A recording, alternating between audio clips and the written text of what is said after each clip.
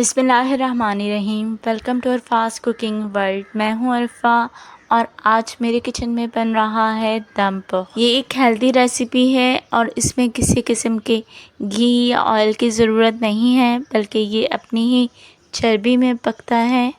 ना ही इसमें मिर्च मसालों की ज़रूरत है, बल्कि हम इसे चंद ही चीज़ों के साथ बनाएंगे और वो भी हम इसमें साबुत ही ऐड करेंगे। तो बनाते हैं हेल्दी और मज़ेदार दम पोह की रेसिपी।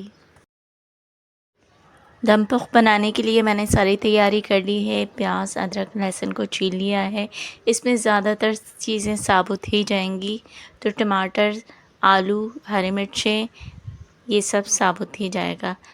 तो सबसे पहले हम गोश्त की मैरिनेशन कर लेते हैं। गोश्त 1 किलो से ज़्यादा है और इसमें चर्बी भी शामिल है, इसमें बोटियाँ भी हैं और इसमें हड्डियाँ भी हैं। अगर आप हड्डियाँ नहीं लेना चाहते तो उसके स्किप कर सकते हैं।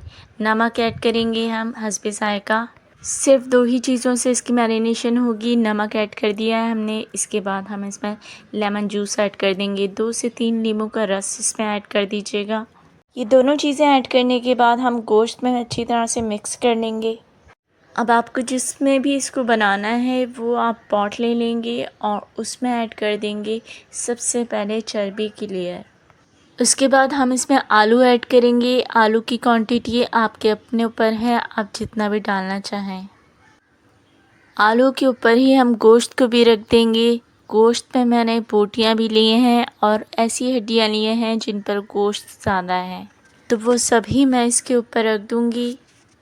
अब हमने जो प्याज और लहसुन छील कर रखा था और अदरक को छील कर काट लिया था बड़े टुकड़ों में, तो वो हम इसमें डाल देंगे। मैं इसमें टमाटर ऐड कर दूँगी। टमाटर मैंने साबुत ही रखा है। आप चाहें अगर ज़्यादा बड़े लग रहे हैं आपको टमाटर, तो आप 2 पीस कर सकते हैं। हरी मिर्चें ऐड करेंगे, छोटी और बड़ी दोनों ही हरी मिर्चें ऐड करेंगे। तकरीबन 5 से 6 मैंने छोटी हरी मिर्चें ली थी और 3 बड़ी हरी मिर्चें ली थी। छोटी हरी मिर्चें थोड़ी सी तेज़ होती हैं और बड़ी हरी मिर्चों से टेस्ट अच्छा आता है, इसलिए मैंने दोनों ही ऐड की है।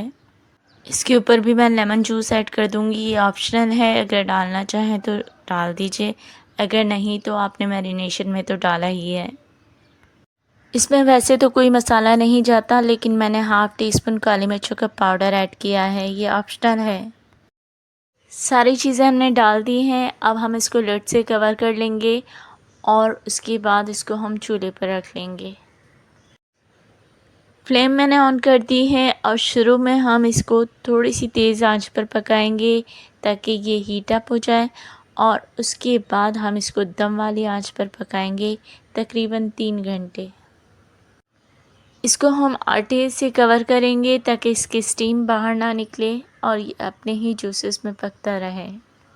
3 से सवा 3 घंटे तक मैंने इसको पका लिया है और अब हम ये आटा निकाल देंगे जो हमने लगाया था। बिस्मिल्लाहिर्रहमानिर्रहीम करके लिड इसका खोलते हैं और देखते हैं ये कैसा बना है। मैं इसको गरम गरम ही निकाल के सर्व करूँगी। ये देख लीजिए कि ये कितना जूसी और कितना टेंडर बना है कि हड्डियाँ खुद ही अलग हो रही हैं गोश्त से।